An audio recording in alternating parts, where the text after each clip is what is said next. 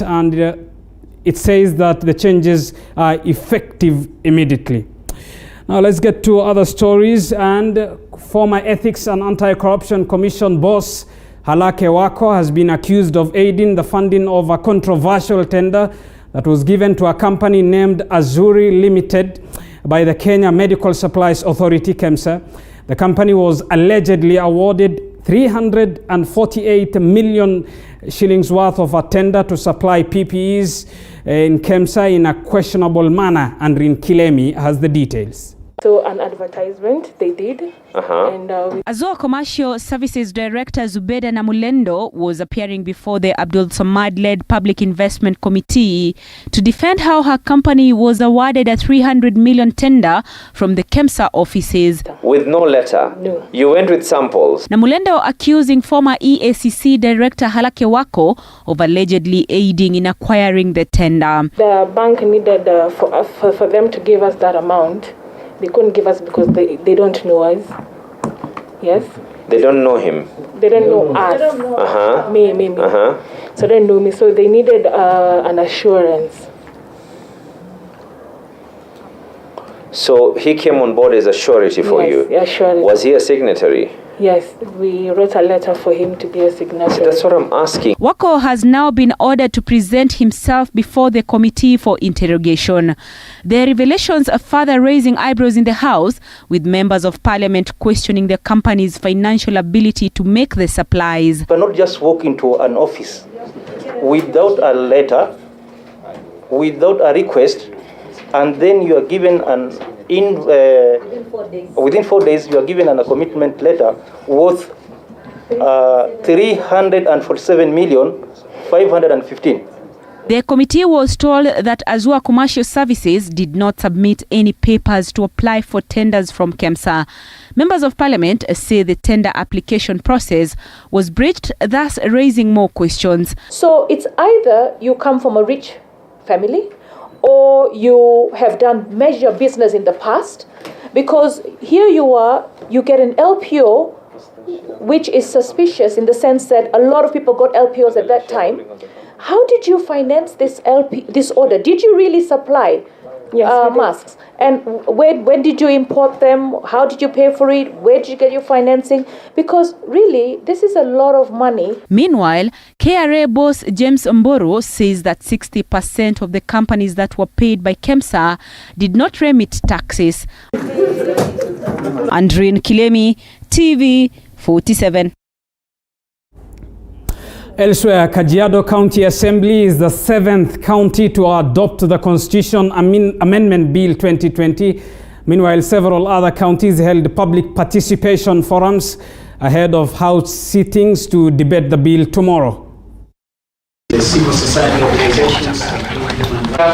Kajiado Assembly has become the 7th county assembly to adopt the 2020 Constitutional Amendment Bill. Kajiado joining the list of West Pokot, Trans Nzoia, Busia, Homa Bay, Siaya and Kisumu county assemblies which have already adopted the bill. Kajiado Governor Joseph Olelenku, who is steering the BBI drive in the region, has urged all Maa counties to support the bill. Will as many as are of that opinion say aye? Aye! In Nairobi, the county assembly spent the better part of the day in a public participation exercise ahead of tomorrow's House sitting to debate the bill. Members of the county assembly, led by Majority Leader Abdi Guyo, are optimistic the bill will sail through. Tutapata constituency 12. Hiyo inamaanisha nini? Inamaanisha tutapata another kila constituency hii wanapatiwa more than 100 million. Si ni kweli? Wabunge wote 122 watafika pale kesho kuhakikisha ya kwamba tumepea kila mtu nafasi ya kuzungumza na kutoa maoni yake, na ikiwezekana tukikubaliana sisi zote, ambayo nimeamini tutakubaliana, tutaipitisha kesho na tungoje hiyo hatua nyingine. Sisi ambao tunakaa katika slums la Ngata tulikuwa atuonani. Mjaluo na Mkikuyu ilikuwa ni kama sumu. Lakini after handshake, mambo imebadilika. The public participation exercise has been ongoing in counties of Murang'a, Embu and Laikipia. In Embu, some of those opposed to the bill were thrown out for allegedly planning chaos. Ni aibu kubwa kwa Mheshimiwa Shimba kuja kundanganya wananchi hadharani ya kwamba BBI inadhibitisha kuwe na MPs 600. Hiyo ni uongo, na naomba wananchi wa Runyenjes wawe wanaangalia viongozi wakati wanachaguana. Attendance zinakuja within 60 days. Hizo ni miezi ngapi? Hizo ni miezi 3.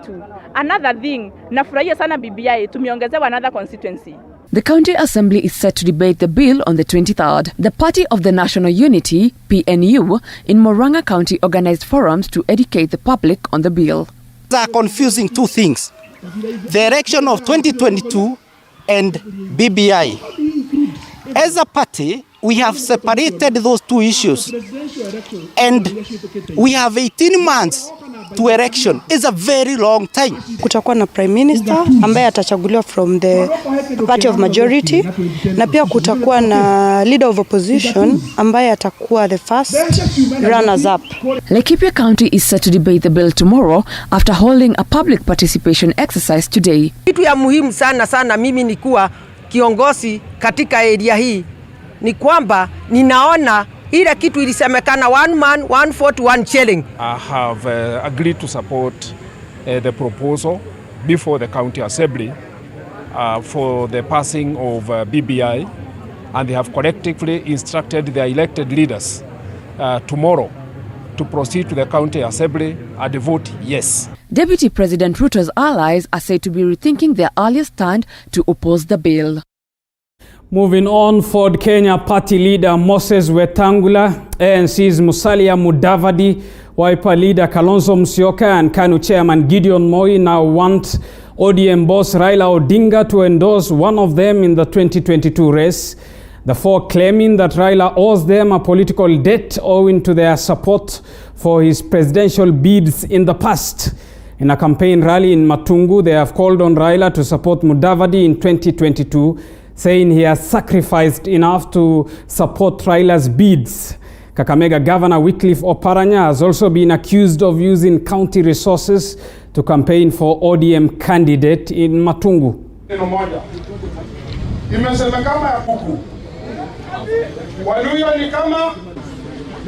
Kenya wamechoka na siasa ya chuki, wamechoka na siasa ya ukabila, wamechoka na siasa ya ufisadi. Mfisadi anakuja na anakuambia basi chukua wheelbarrow hii, alafu mimi na mwenyewe ako na machopa 6. Wenyewe wafisadi nambari 1. Wengine wanasema at my dynasty. Ukiona ndugu huyu Gideon ni kama mimi tu. Unity and purpose. Si hivi ati kuchezea mchezo.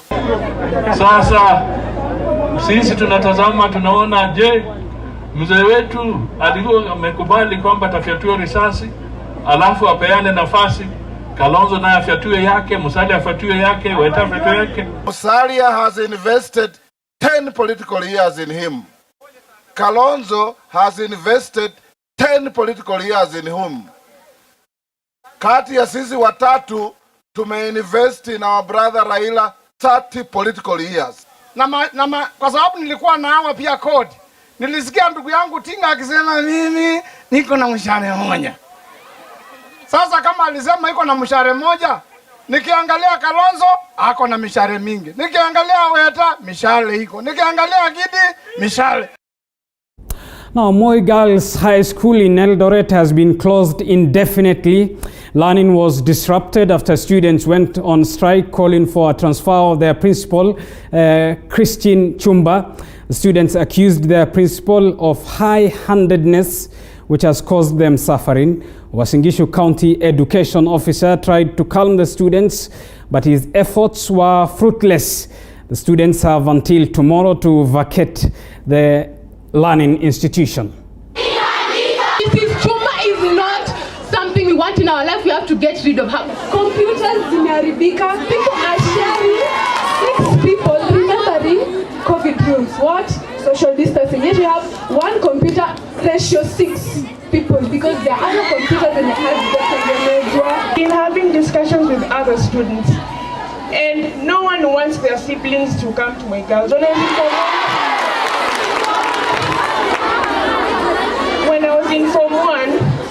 to advocate for people to come to my girls. Right now I don't want, if I hear anyone who's chosen my girls as a first choice, I'm just like, boy, no one say yes. When we came here, the environment was so clean. Right now, trees are being cut everywhere in this school. Then we complain, we're being told that these trees are too old, they'll eventually fall. These trees are too tall, they'll eventually fall. Right now, we'll go to the dining hall and find an anti-team staff member crying, literally crying. This is so sad, by the way, because there is no peace in this school. There is a very big. Well, you're watching TV 47 News tonight with me, Abu Bakr Abdullahi. Keep talking to us. The hashtag to use is News Tonight. Time for us to take a short break. But remember, tonight our eyes are on the corridors of justice. Our special coverage tonight is on the state of the judiciary. That special coverage begins right after this break.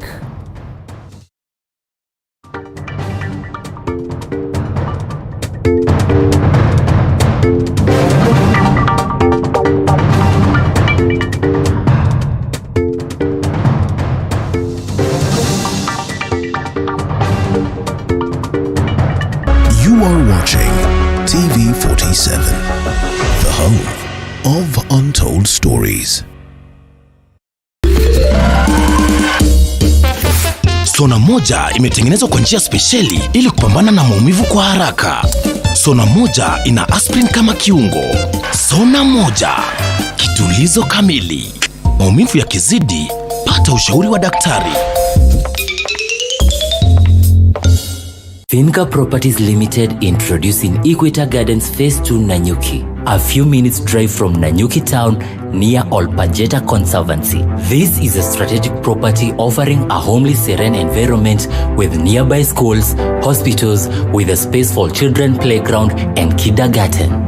Invest today with a cash offer price of 200,000 for 50 by 100 plot and a discounted price of 350,000 for 100 by 100 plot of land. Legal fees and transfer costs inclusive. This is a gated control development property with water and electricity on site. We offer free site visit every Wednesday and Saturday. Visit our offices in Kitengela Pena Towers first floor. Contact us on 0721 737300 or SMS the word plot to 40309. Title deeds are ready. Finca Properties Limited. Prime and affordable. Afisas, nina criminal ameniibia kitu kwa nyumba. Funga hii twende ofisa. Fande bufungua hapa. Simkule ka breakfast kidogo alafu twende. Simshakula evidence. Ati nini? Exhibit mumekula. Nitoripiwa? Sinijia nilikuwa meiba. Tumekula exhibit. Selector, the difference is in the taste. You are watching TV 47, the home of untold stories.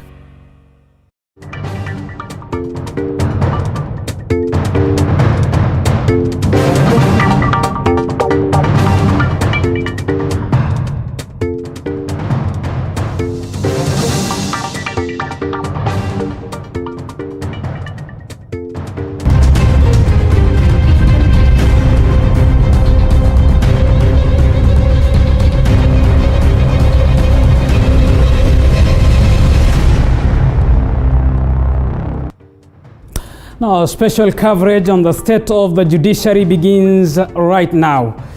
With the country set to know its next Chief Justice in the coming months, the race to succeed former Chief Justice David Kenani Maraga has continued to gather steam. The Judicial Service Commission has so far shortlisted 10 out of the 13 applicants who had shown interest to succeed retired Chief Justice David Maraga, with their interviews slated between April 12th and 23rd this year. Our reporter David Muloka reviews the succession journey in the judiciary, the task ahead for the persons who will take over as Kenya's 15th Chief Justice. Just 4 years since the country welcomed its 14th Chief Justice in David Kenani Maraga, all eyes will yet again be trained on the Judicial Service Commission, tasked with finding the suitable replacement for Maraga, who called it a day in January 11th this year, upon attaining the age of 70 years. Maraga's retirement set in motion the search for the next Chief Justice, with 13 aspirants showing interest in clinching the apex seat within the corridors of justice. 3 aspirants, however, fell short of the race to succeed Maraga in the latest announcement by the Judicial Service Commission, with 10 candidates expected to square it out before the commission in April this year. The 10 to be interviewed by JSC between 12th and 23rd April include Said Chitembwe, Professor Patricia Mbote, Justice Martha Koome, Justice Marete Njagi, Philip Murgo, and Justice Nduma Nderi. Others in the race include lawyer Fred Ngatia, Justice William Oko, Dr. Wekesamoni, and Alice Iyano. Once the interviews come to a close, the Judicial Service Commission is set to select one individual whose name is forwarded to Parliament for vetting and approval. If the Parliament gives the candidate the green light, he or she is then formally appointed by the President. The appointment is followed by a swearing-in ceremony for the incoming Chief Justice, whom, according to legal experts, has big shoes to fill. Constitutional lawyers Bobby Mkangi and Degwa Kiroko state that upon assuming office, the next Chief Justice is set to take over a judiciary that has for the past 4 years not been seen eye to eye with the executive. How the Chief Justice will mend the broken ties and in the process establish a rapport with the government, while at the same time safeguarding the independence of the judiciary, is poised to be a tough balancing act for the debutant Chief Justice. There is a huge burden, one, in trying to reconcile the broken relationship between the judiciary and the executive. So it cannot be 100% insulated from politics, but we want to believe that the men and women who eventually get into office, and I think we've seen that, even if politicians will have commentary, will try to influence, but once they take the oath of office, it's the Constitution. But the two reveal that bridging the rift is only one of the many tasks that await Maraga's heir. His or her swearing in is set to coincide with the presidential race, where the Chief Justice has played a pivotal role in the past 2 election cycles. The incoming Chief Justice will come in with that, or should come in with that presence of mind that the judiciary needs to be prepared, and prepared in all ways in dealing with forthcoming heated political processes that will culminate with the general election in 2022. The incoming Chief Justice will also face another uphill task in steering a judiciary lacking in funds and human resource. We need a lot of funding. We need a lot of. We need to have more judges appointed to the bench. We need more magistrates to the bench, because as we grow, so shall our social problems. The two have further stated that the judiciary is still a long way from achieving optimal digitization, despite retired Maraga having launched an e-filing system in the judiciary late last year. We've been able to migrate from the old analog system of physical filing, especially in Nairobi, Kisumu and Mombasa. According to them, transforming the judiciary digitally will be a make or break for Maraga's successor. It is now a matter of when, not if, the country will welcome its next Chief Justice and President of the Judicial Service Commission. And amid the 10 candidates anticipating a grueling period ahead, with fingers crossed, your guess is as good as mine on who will take it home this time round. David Mudhoka, TV47 at the Supreme Court of Kenya, Nairobi. Over the years, cases in courts have had to take longer than expected, delaying justice to desperate Kenyans. Land dispute cases lead in number of litigations that have dragged in courts for decades. However, the judiciary has laid out measures to curb further piling of case files that will expedite justice to Kenyans even in the very remote areas of the country. Nanok Lauren with the details. He has equally, as his siblings have done. They say justice delayed is justice denied. As of 30th June 2020, the most pending court cases were recorded in the Magistrates Court with 483,864 cases, followed by the High Court with 89,415 cases. The Cathy's Court registered 7,817 cases, and the Court of Appeal 7,598 cases. The least pending cases were recorded at the Supreme Court with 89 cases. The productivity on effort to eliminate case backlog has continually been compromised by the understaffed courts. The judiciary is currently operating at 56% of its human resource capacity. This follows the nomination of 41 judges by the Judicial Service Commission JSC for appointment by the President as provided in the Constitution. The appointment process is still pending in the Office of the President. We may have a new station, but it's only allocated only one judge or one magistrate. And if it's a station that has many cases, that magistrate or judge is going to be overwhelmed. So I think there's also an issue of staffing. And I know it's been discussed a lot. I think what has been out there in the media is, the delayed appointment of 41 judges by the president. But that's a tip on the iceberg, because those are judges of the High Court and the Court of Appeal. We're talking also of magistrates of the lower courts. Even these lower courts have challenges with staffing. Ideally, any case should be done away with within the shortest time possible. However, land dispute and corruption cases have been notorious in piling up in courts. A case in court, in an ideal situation, should not take more than 1 year or 12 months, ideally. Even the most complex. So if it goes beyond 1 year, then that case is going to be categorized as forming part of the backlog. Over 50% of the disputes revolve around land. And that's why I think if we saw the judges that are pending for appointment before the president, most of them are the Environment and Land ELC Court. The Anti-Corruption and Economic Crimes Act says that ideally, grave cases should be cleared within 1 year or within 12 months.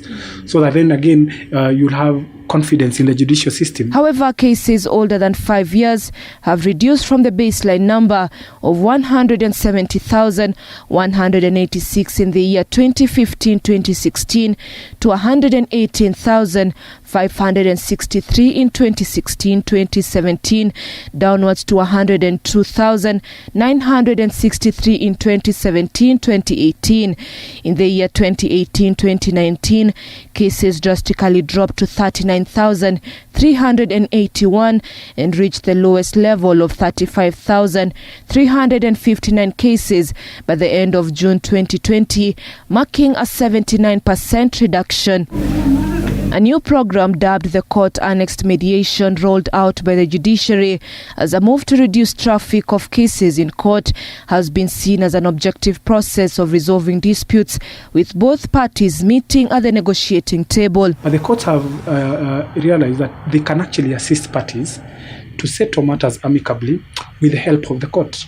And therefore the influence of the court annexed mediation, that the parties can come under the umbrella of the court, they bring out their issues under a mediator who is appointed by the court, and the court oversees that whole process so that you don't need to go through the whole process of litigation. Litigation by itself is very cumbersome. It is very tiring. Since the advent of the 2010 Constitution, there has been a continuous push to open new stations and especially magistrate courts that have since recorded over 300,000 cases. Among the last acts that the retired Chief Justice David Maraga was to open a court in Nyamira, and I'm giving that as an example in the sense of what you consider most of the interior or the outpost stations.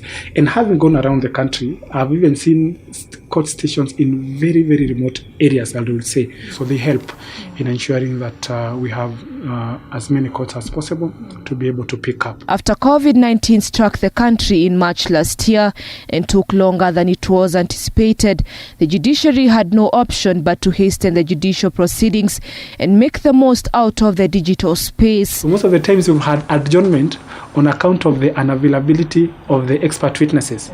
But with technology, an expert witness can handle as many as 10 cases in a day, because his testimony or evidence possibly goes 10 minutes only. So he can handle one case, move on to the next, move on to the next. The challenge has been, if that person is in Mombasa and there is another case in Nairobi or in Migori, he's not able to attend to them. So the leveraging on technology is key. Dan Achola Okot, Nano Cloren, TV 47. Christine Akinyi Ochola. For some time now, Kenyans have pointed an accusing finger at the judiciary for making judgments that seem as controversial judgments or injustice in the eyes of a layman. Our reporter Mwangi Maina looks back at cases whose judgment caused a fuse among Kenyans and now reports. On 4th of May, the year 2018, a court in Limuru acquitted city preacher James Maina Ng'ang'a and 4 others in a murder charge that faced him for causing death of one Masinjeri through dangerous driving in July 2015. The 4 were acquitted out of what the chief magistrate termed as inconsistency in witnesses' accounts. The case had dragged for 3 years, with the prosecution lining more than 30 witnesses. The acquittal of Ng'ang'a left tongues wagging, prompting the director of public prosecutions Nuruddin Haji to file an appeal for the case. On 6th of May, the year 2018, a man who pleaded guilty to trafficking bang from Migori to Mombasa was sentenced to life imprisonment without being given an option for a fine. The bang was worth 23,250 Kenya shillings, and the judge ruled that the young man, who had informed the court that he was a first-time offender, would serve as an example to many. On 22nd of May, the year 2019, a Nyeri court jailed a woman for 30 years behind bars for being in possession of bang worth 2,820 Kenya shillings. The lady was not given an option for fines, and the magistrate ruled that the prosecution had proved beyond any reasonable doubt that the lady was caught with the drug. On 25th of May, the year 2018, a court in Kisumu sentenced a 24-year-old woman to 15 years in prison after pleading guilty to having sexual relations with a 16-year-old boy. Though the two confessed to have had a long-term relationship, the lady was jailed for sleeping with a minor. Her case caused a stir in the country, forcing her to appeal with the help of various organizations. The highlight of the most unfair judgment, at least in the eyes of members of the public, is one where Julius Wambua was jailed for life for allegedly raping her daughter. Wambua's wife and his daughter allegedly framed Wambua and incriminated him for raping his daughter. After serving for 9 years at the Committee Maximum Prison, his daughter showed up and gave another version of evidence, saying that her father did not rape her. Though the courts had initially rejected her new evidence, Wambua was later released last year, awaiting a fresh hearing of the case. Mwangi Maina, TV 47, Nairobi.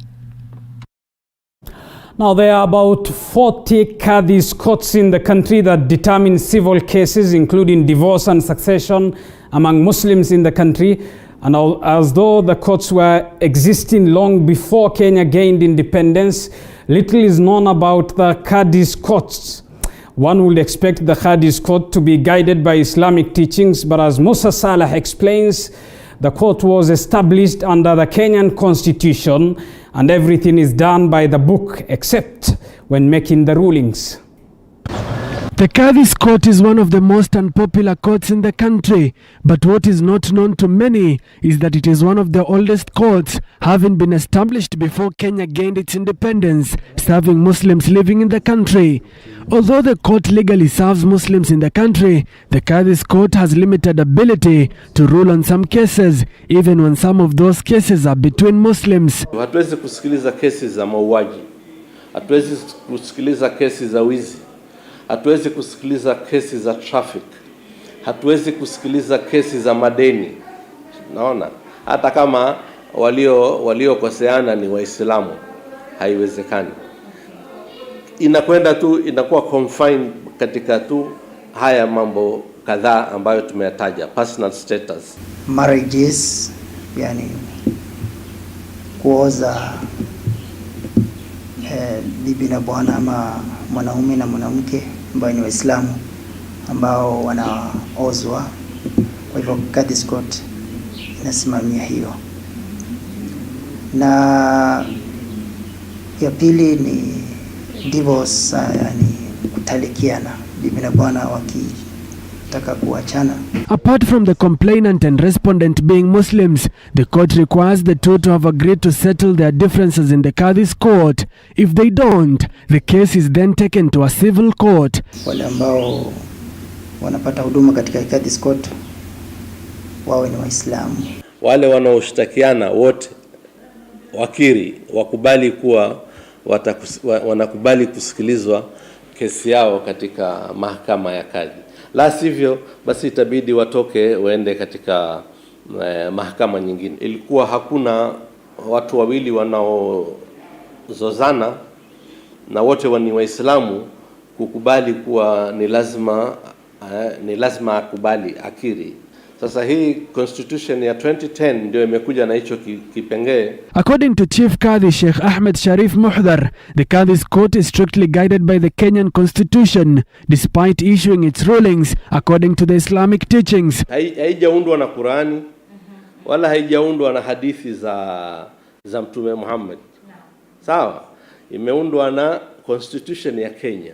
Kama vile mtu ana file kesi katika civil court, ndio vile ana file case hapa katika mahakama ya kadhi.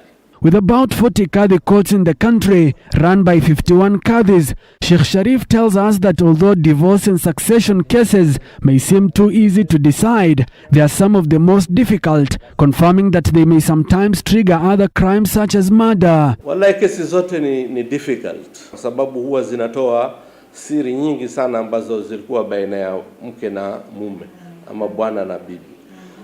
Na kesi za urathi pia zina fitna. Fitna yani inaleta trigger mara moja, watu wanateta ama hata kuuana. Zote mbili zinaleta hivyo.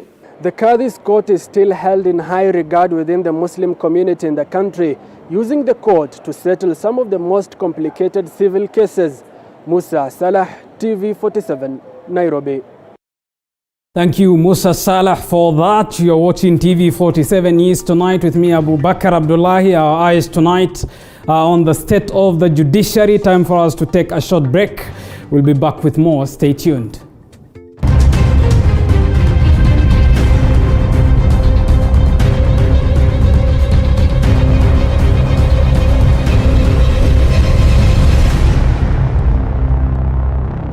You are watching TV47, the home of untold stories.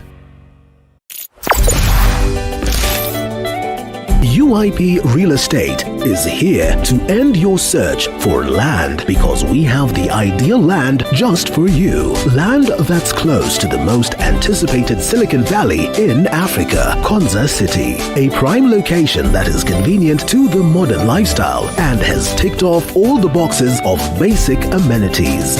Worried about the distance? Our prime land is only a property that is within the Konza locality of Mombasa Road, 1.2 kilometers from Konza Isinya bypass and also 500 meters from the proposed Nairobi-Mombasa Expressway. With the under construction of JKIA Westland Superhighway, this will shorten the distance by 1 hour fastway in, out and away from all the hustle and bustle of Nairobi City, or should we call it Kanairo?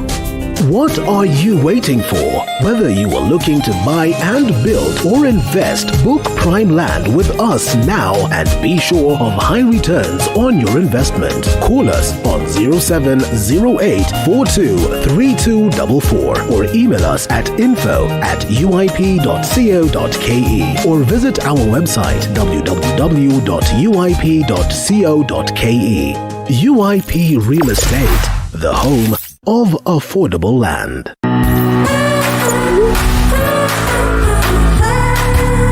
Acne's Car Care reduces fresh acne scars and dark spots.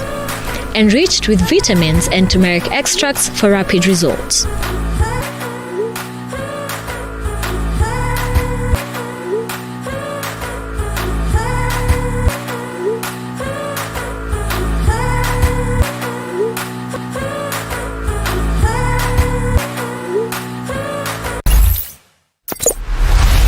At Trisent School of Medical Health, Science and Technology, we offer highly competitive courses tailor-made to suit your needs. These include certificate and diploma in theatre technology, medical engineering, nutrition and dietetics, radiography and sonography, science lab, health records, environmental health science, counseling psychology, applied biology, social work and community development, information and communication technology, among others. Register now at our Nairobi campus in Nairobi West around Nyayo National Stadium on 0700-129536. Our Juja campus next to Jomo Kenyatta University on 0700-000760. And our Kisumu campus opposite Swan Center, Oginga Odinga Street on 0703-201229. Trisent School of Medical Health, Science and Technology. Je, maumivu ya kichwa na kukosesha amani? Kaluma Strong hutuliza maumivu ya kichwa, maumivu ya mwili na hata huondoa joto jingi mwilini. Kaluma Strong ina aspirin kama kiungo. Maumivu ya kizidi, muone daktari. Changamka, cheza loto. Loto ni ya ukweli. Kwa majina naitwa Milka Wangui kutoka Naivasha. Mimi ni mshindi wa loto wa shilingi 1400. Nilipigiwa simu kitu kama saa 2 ndio nikaelezwa mimi ni mshindi wa hiyo pesa ya loto na nikafurahia sana. Nimeshukuru sana kwa loto. Ningeomba watu wenye hawakubali loto ni ya ukweli. Loto ni ya ukweli. Hata mimi mwenyewe hata nimecheza kati ya miaka kama 2 hivi 3 na sikuwa naamini loto ni ya ukweli, lakini sasa nimeamini loto ni ya ukweli. Hizo pesa juu nimepata nikiwa bado kwa biashara yangu, nitaziongezea biashara yangu na niendelee naye. Najua Mungu atanibariki nazo. Ningeomba watu ya upande ya huku kwetu nyumbani ya Buru wacheze loto. Loto ni ya ukweli. Happy Valentine from Loto. Changamka, cheza loto. You are watching TV47, the home of untold stories.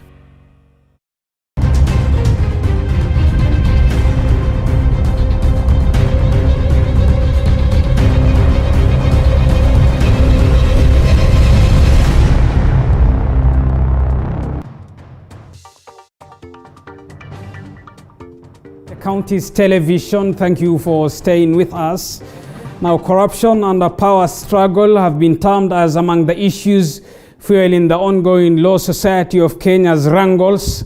A recent chaotic meeting, according to some legal minds, diminished the stature of learned friends in an already divided LSK. Elizabeth Mutuku examines the ongoing wrangles within the learned friends.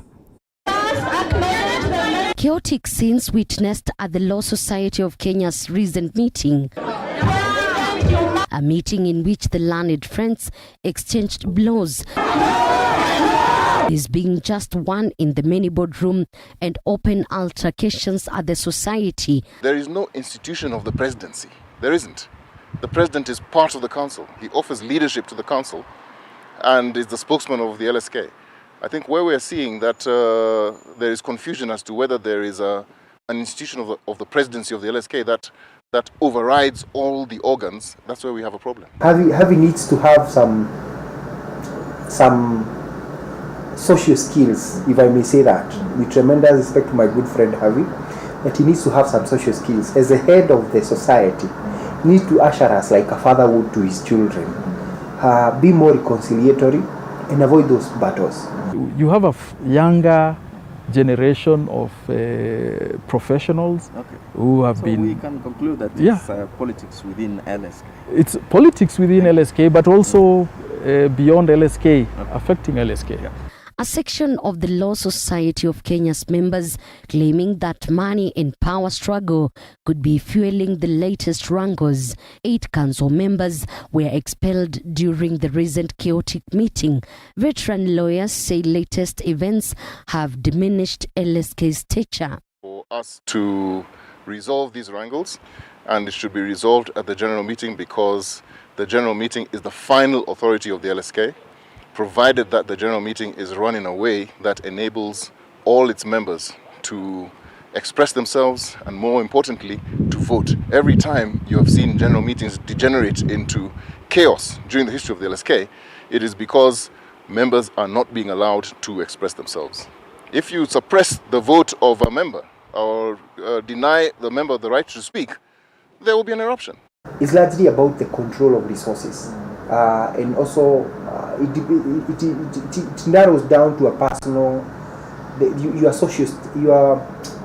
your moral standing. There are those ones who wish to have transparency, and there are those ones who feel like now this person is pushing too much. LSK President Nelson Havi, however, denies claims of high-handedness.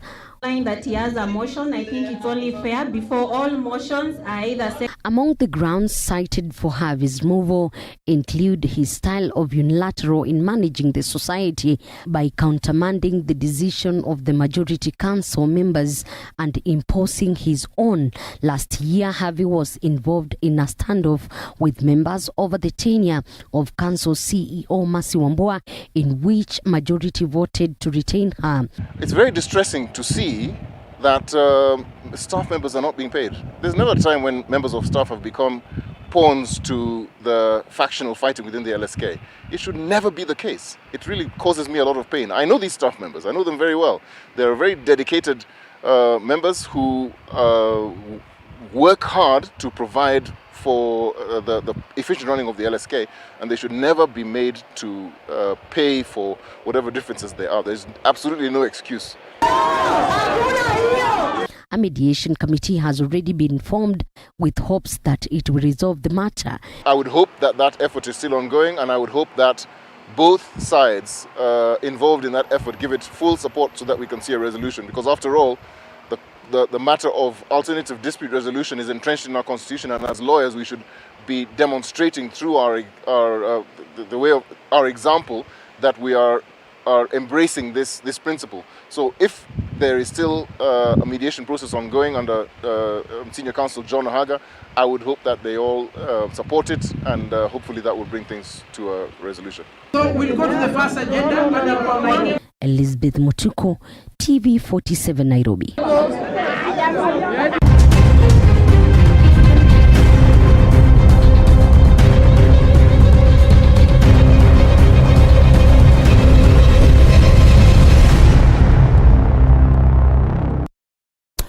Let's now move from the state of the judiciary to other news. And Cabinet Secretary for Interior, Dr. Fred Matiang'i, and other senior government officials have today visited Mombasa County to inspect government development projects and held talks with the county security officials on matters security. Fatma Ngwena has the details. According to the Cabinet Secretary for Interior, Fred Matiang'i, various government development projects at the coast are going on at the right pace as planned by the government. I am satisfied with what I have seen. On the other side, where I was in the morning, I looked at the Dongo Kundu, the bridge on the other side. A lot of good work is going on. They pointed out several challenges. They have about two of them, not several actually, two challenges that they have, which we are dealing with immediately. The CS underscored the different development projects in Mombasa County, including the Luatoni Fisheries Complex, which is set to boost the blue economy as well as creating employment. This particular one is very important, this Luatoni Fish Factory and the revival of it.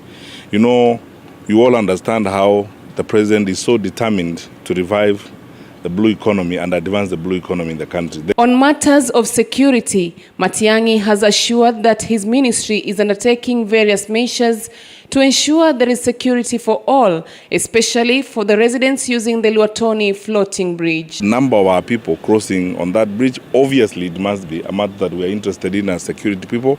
So we have put up a multi-agency security framework now that is going to manage that bridge.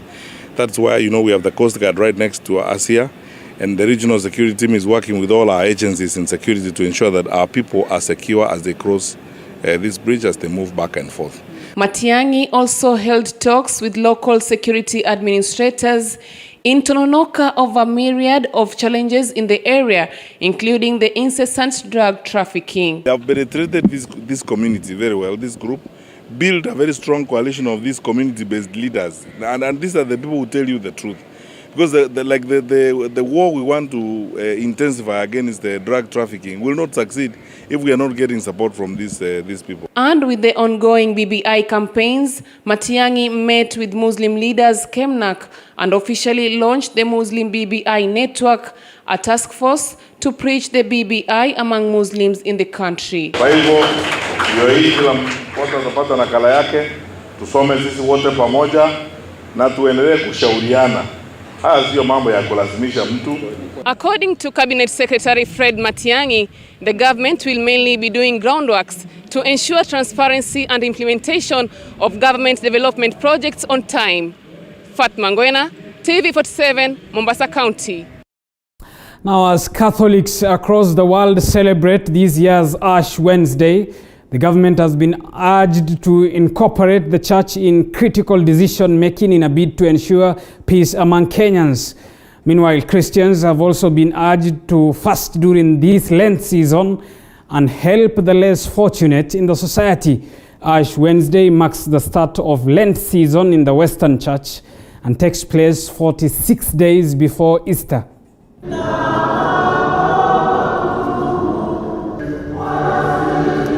Serikali tunaomba iweze kujumuisha kanisa katika mipango yote ambayo inaendelea nayo. Kwa viongozi tunawaomba viongozi wa serikali tabaka mbalimbali hata vyama vya kisiasa tuweze kushirikiana. And just a reminder that Ash Wednesday is often celebrated 46 days before Easter. Time for us to get to the world of sports now. Let's bring in Dennis Otieno, our sports reporter and anchor. Dennis, good evening. I made a prediction last night. It seems I was wrong.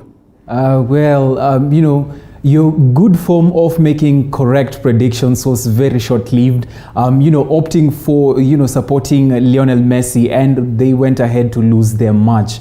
Of course, Abubakar, that is going to be one of the stories we're going to be giving you tonight. Also, we shall be telling you about a certain sport known as Zurkane and the major boost it has received from the Ministry of Sports. Now, this and more coming up in just a bit.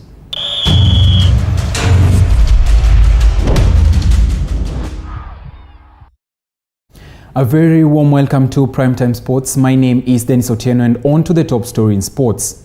Now, the Kenya National Zurkane Federation received a massive boost after the Embassy of the Islamic Republic to Iran, in collaboration with the Ministry of Sports, donated sports equipment to the team. The Zurkane sports, which combines martial arts, calisthenics, strength training, and music, gained ground in Kenya in 2011. According to Sports Cabinet Secretary Amina Mohamed, the equipments will come in handy for the Kenyan team. Our National Zurkane Federation will do really well. They didn't have this equipment, I am sure about that, but now they have it, and so there's no excuse. I expect them to beat Iran in the next event. Tumeanza kupiga hatua na hivi karibuni mtawaona sana vijana wakiingia katika hii mchezo wa Zurkane. Tunataka tuwe na timu karibu 5-6 ili tuweze kuwa na league ya Zurkane hapa Kenya. Na saa hizi tumepata vyombo na mtaona, kwa sababu juzi kama alivyosema mwenzangu katika